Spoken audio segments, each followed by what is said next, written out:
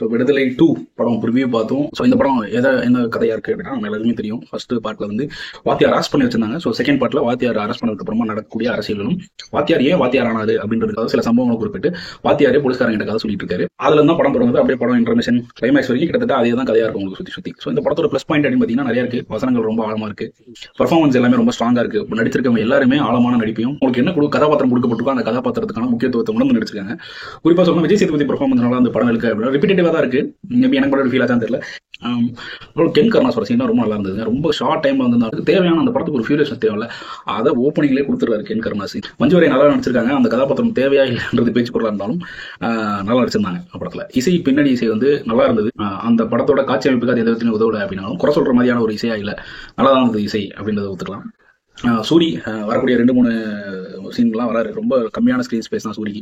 First part கதை நாயகனா இருந்தவர் இந்த படத்துல இருக்காரு. முக்கியத்துவமான கேரக்டரா அப்படின்னா கேட்டா இல்ல, ஃபுல்லா படம் 90% விஜய் சேதுபதியை பேஸ் பண்ணி மட்டுமே போறதுனால கொடுக்கப்பட்ட குறைந்த ஸ்பேஸ்ல சூரி நல்லா பர்ஃபார்ம் பண்ணியிருக்காரு. கிஷோர் நல்லா பர்ஃபார்ம் பண்ணியிருக்காரு. இந்த படத்துல கேமரா ஒர்க் நல்லா இருந்தது. பட் எடிட்டிங் டப்பிங்லாம் வந்து கொஞ்சம் பார்த்துருக்கலாம். அது வெற்றிமாறன் டப்பிங் எப்பயும் விட்டுறது, இந்த எடிட்டிங் கொஞ்சம் மிஸ் ஆயிடுச்சுன்னு நினைக்கிறேன்.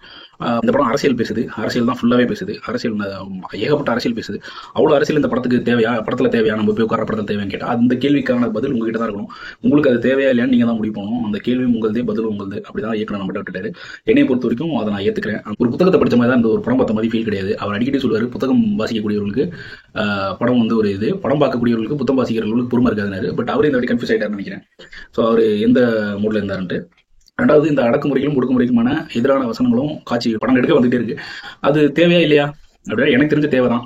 ஏன்னா இன்னமும் அடக்குமுறையும் ஒடுக்குமுறையும் இருந்துதான் இருக்கு சொசைட்டியில. மேபி அது எப்படி பேமெண்ட்ஸ்லாம் டிஜிட்டலைஸ் ஆச்சோ அந்த மாதிரி மாடர்னைஸ் ஆயிருக்குன்னு நினைக்கிறேன். ஏன்னா ஒரு சில வீடியோஸ்லாம் நான் இந்த படம் வந்ததுக்கு அப்புறமா பார்க்குறேன். இன்னமும் ஒரு மேரேஜில் போய் மாப்பிள்ளை பொண்ணு காலைல மக்கள்லாம் அழுகுற மாதிரியான காட்சியை பார்த்தேன் வீடியோ. அதை பார்க்கும்போது இது ரொம்ப தேவையான படம் அப்படின்னு தான் உணர்ந்தேன். ரெண்டாவது, சர்க்கரை ஆலையில் நடக்கக்கூடிய ஒரு சீக்வன்சஸ் கண்டினியூஸாக இந்த படத்தில் வரும். முதலாளிக்கும் தொழிலாளிகள் சங்கம் வாய்ப்பது எவ்வளோ முக்கியங்கிறது வந்து அதில் உணர்த்திருப்பாங்க. அது மேபி அது மாடர்னைஸ் பண்ணப்பட்டிருக்கோம் அப்படின்னு தான் ஃபீல் பண்ணுறேன் நான். அந்த டைமில் இருந்ததோட இப்போ அதை மாடர்னைஸ் பண்ணி வேற பிஸ்னஸில் வேற டேர்ம்ஸில் எம்ப்ளாயிஸ்லாம் இருக்காங்க அப்படின்னு தான் எனக்கு ஃபீல் பண்ண முடியுது. அதனால அது தேவை தான், இன்னமும் தேவை தான். ஸோ நீங்கள் ஒர்க் பண்ணுற இடத்துல உங்களுக்கான சுதந்திரம் என்னன்றது உங்களுக்கு தெரியும். ஸோ அந்த சுதந்திரம் இருக்குது பார்த்தீங்களா, அந்த சுதந்திரம் உங்களுக்கு கிடைக்கப்பட்டதுக்கு பெரும் தலைவர்கள் ரொம்ப பேர் கஷ்டப்பட்டிருக்காங்க, ரொம்ப பேர் தங்களோட உயிர் தியாகத்தெல்லாம் பண்ணியிருக்காங்கன்றது இந்த படம் பார்க்கும்போது உங்களால் புரிஞ்சுக்க முடியும். நீங்கள் வேலை பார்க்கக்கூடிய அலுவலகம் உங்களுக்கு கொடுக்கக்கூடியதெல்லாம் சலுகைகள்ன்றாங்களே, அதெல்லாம் சலுகைகள் கிடையாது, உரிமைகள் அப்படிங்கிறது நீங்கள் இந்த படம் பார்த்தீங்கன்னா புரிஞ்சுக்க முடியும். இவ்வளோ படம் எடுக்க இருக்கும்போது இந்த படம் நம்மளால ஏற்றுக்கொள்ள ஒரு படமா இருக்க முடியாதுன்றதா இல்ல, சிம்பிளா சொல்லணும்னா வெற்றிமாறனோட திரைப்படங்கள்ல ஆழமான அரசியல் இருக்கும், அதை மக்களால ரசிக்க முடியும். பட் இந்த படத்துல ஆழமான அரசியலுக்கு நடுவுல வெற்றிமாறனோட படம் சிக்கிச்சு. ஆனா இது வந்து கண்டிப்பா வந்து மாட்டிக்கிட்டேன்ற மாதிரி இருக்காது. நீங்க தொடர்ந்து பார்த்துட்டே இருப்பீங்க. ஏன்னா ஏதோ ஒரு விஷயத்தை சேகரிக்கிறீங்க, உங்களால புரிஞ்சுக்க முடியும் இல்லையா. அதனால இந்த படத்தை அப்படிதான் நான் அணுகிறேன். அப்படி பார்க்கும்போது இது ஒரு படம்ன்றதை தாண்டி ஒரு புக் மாதிரி இருந்தது எனக்கு.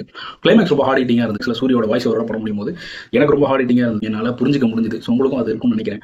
அதனால விடுதலை பார்ட் 2 வெற்றிமாறனோட ஒரு வீக்கான ஃபிலிம் தான். அதை நான் வந்து 100% சொல்லுவேன். வெற்றிமாறனோட ஃபிலிம் லாங்குவேஜ்ல இது ஒரு 100% வீக்கான ஃபிலிம் தான்.